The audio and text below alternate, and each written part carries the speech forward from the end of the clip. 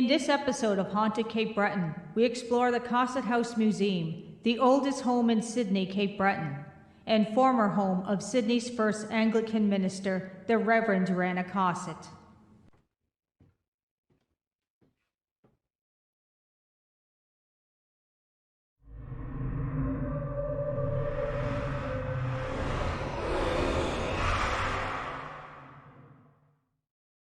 I'm Joyce Rankin, the director of the Old Sydney Society. We run Cossit House Museum for the Nova Scotia Museum. How can I help you? Welcome to Cossit House.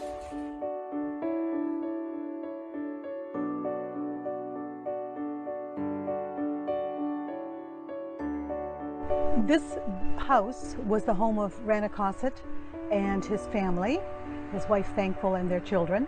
Rana Cossit was the first Anglican minister in Cape Breton. He was the minister for St. George's Church, which is the oldest church in Cape Breton.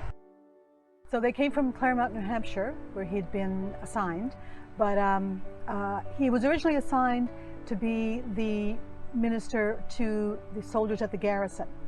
And then he took on the additional duties of ministering to the loyalists who were arriving here at the same time. So the family, there was supposed to be a house here. The house was not yet built. He ended up building it, or having it built himself. So this house was built in 1787. And it was occupied by the Cossit family for quite a few generations.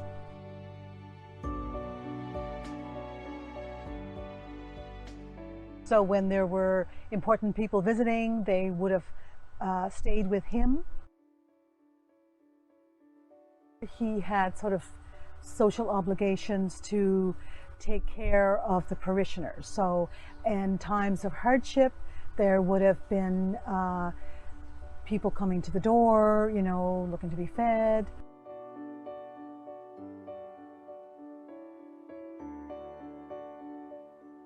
During the famine of 1787, supplies were sent from England to feed the loyalists, and there were some in the loyalist community who wanted those supplies to be for only the loyalists, but the Cossits wanted the supplies to be used for all the people. So there were Acadians here, and there were Scottish people and Irish people and Mi'kmaq people, and you know, living all within the vicinity, and they were all hungry. So he wanted the food that was sent to be shared, and some people said, well, it was sent, you know, to the loyalists, and we should keep it for the loyalists. So I like him for that reason.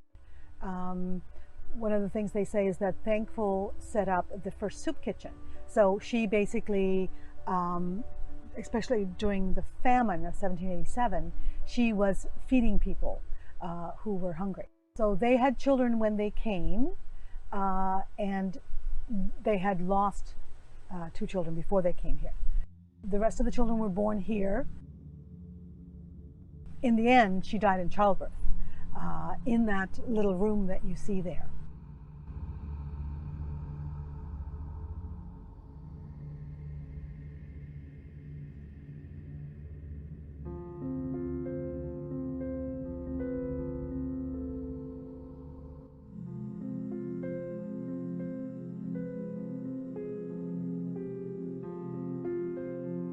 I find him intriguing as a character, both of them, because he was a bit of a social activist.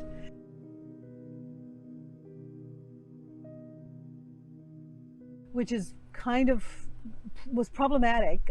There was a lot of infighting among the loyalists, the leaders of the colony, and he was certainly involved in that. So that caused him some issues. And that's why he ended up going to Yarmouth in the end. He was sent to Yarmouth to be the minister there.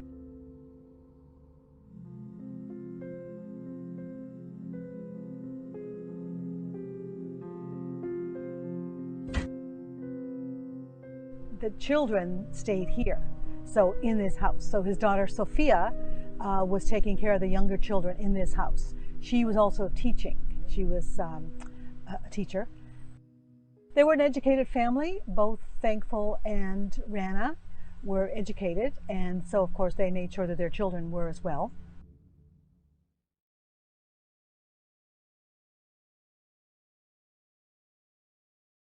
Because Thankful died here, and because, you know, the family lived here for so long, that's why I think that you get the very strong sense of there being, you know, these spiritual presences here.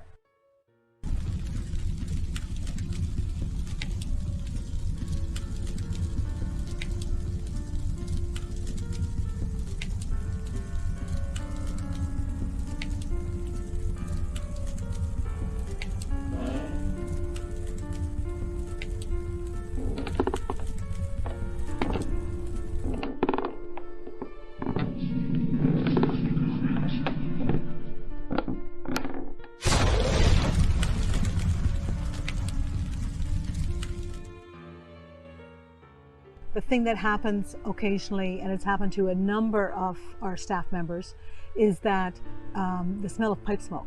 So Reverend Cossett smoked a pipe. We do have that on record. And this building has been a museum since 1977. So, and no one has been smoking in here since then.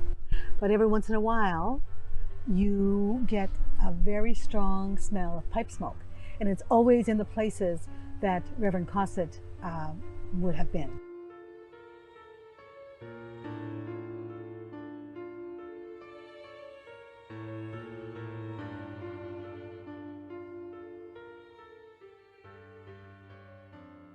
People see, you know, the shadows of someone passing by.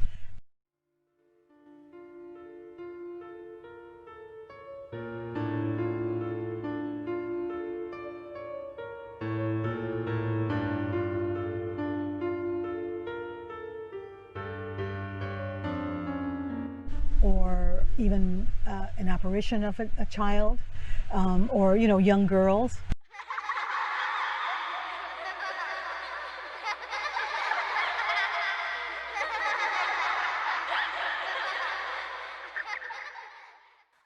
This summer there was a person in who, one of a tourist who was going through the house, and when she got to the birthing room where Thankful died, she said, I can't go here, I can't. She got a very strong sense that that there was a presence there.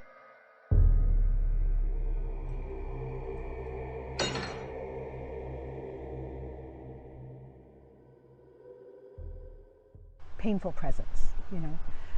So she just had to leave. She couldn't go there.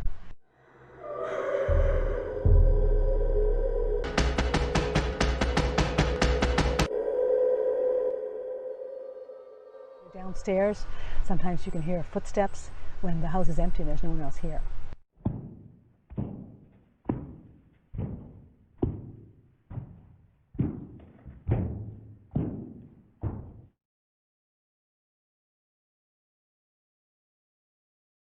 So people have seen the ghost of a young girl up in the attic.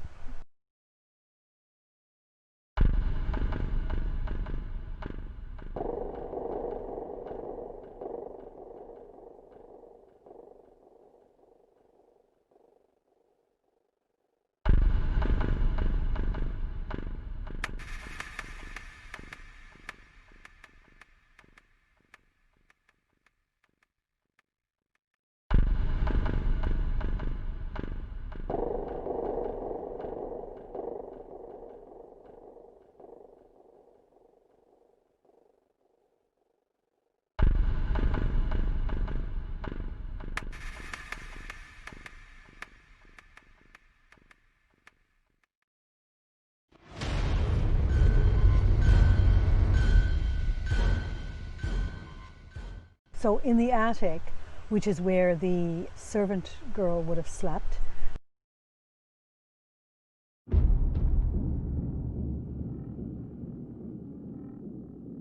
she would have, in the winter, she'd sleep next to the flue, the chimney, so it'd be warm. And in the summer, she would sleep next to the window to cool her off, right?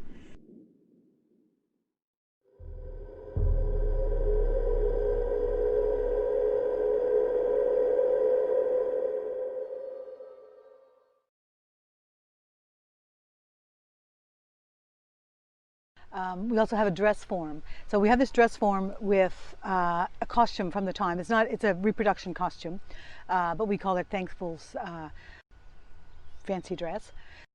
So it's the sort of thing that she would have worn when going to a big fancy social occasion. So not her everyday clothing, but say she was going to the governor's for dinner or something like that. So the same thing, that gets moved.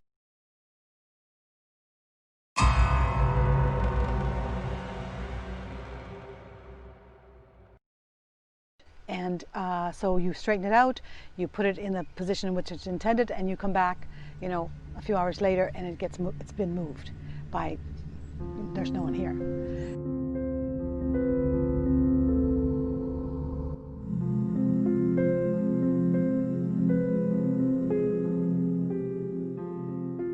One of the things that happens is the furniture getting moved. So sometimes if the interpreters are downstairs, and there's no one upstairs,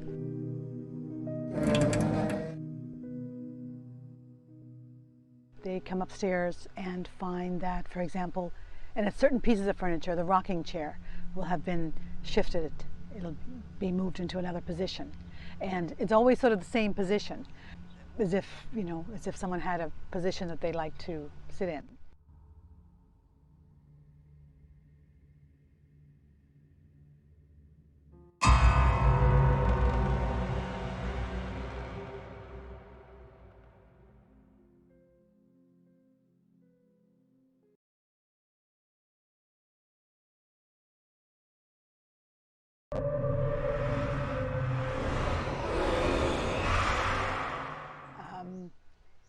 The other day, actually, it happened that some people were on the ghost walk, and so one of the things is that you come in here and we tell you some stories about the things that happened here.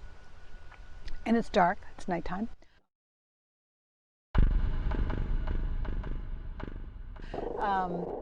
And one of the visitors told us afterwards that she was there and she was getting really like vibes, right? Very strong vibes.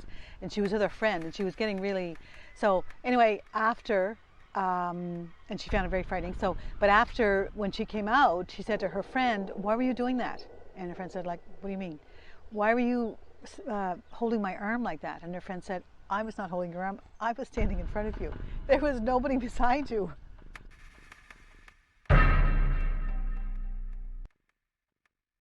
But she could feel a hand on her arm, like a kind of a cool hand on her arm.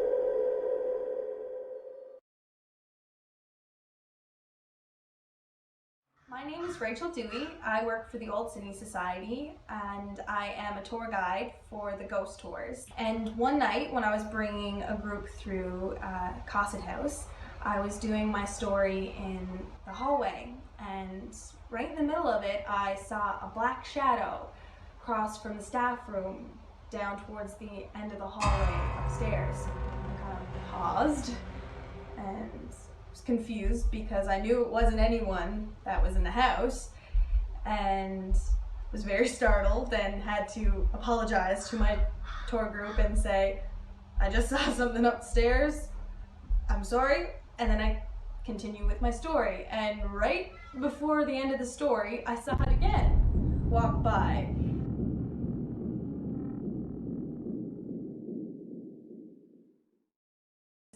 The same pattern and walked to the end of the hallway. And so then of course I stopped again and was like, okay, let's leave now, let's hurry up, because I was scared and I didn't want to scare them. But yeah, there's definitely things going on in this house.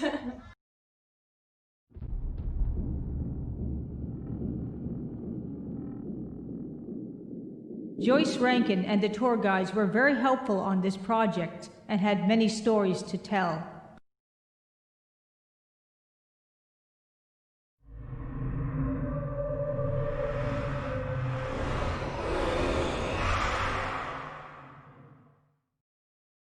Although I did not do a ghost hunt in this episode, my camera did pick up a few paranormal sightings. His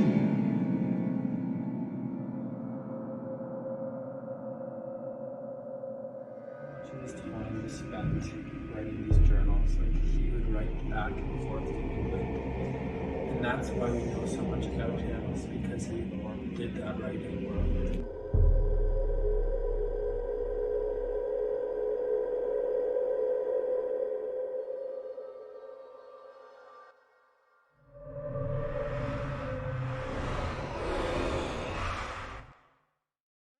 Listen to the interview with Joyce Rankin, next to the birthing room where thankful Brooks Cossit died.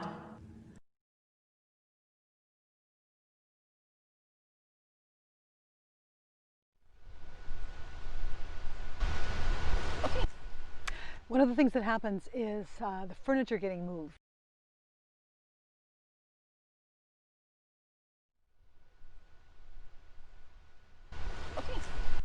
One of the things that happens is the furniture getting moved.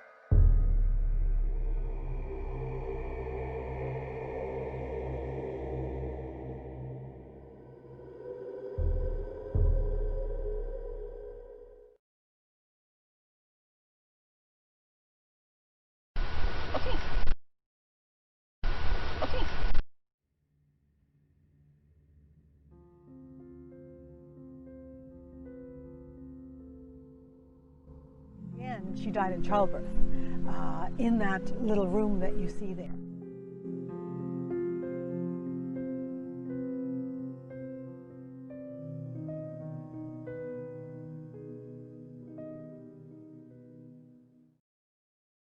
Reverend Rana Cossit died in 1815.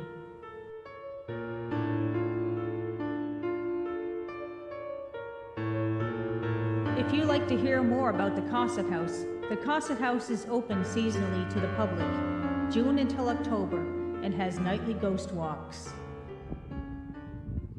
Is the ghost of the Cossett House family still haunting their family home?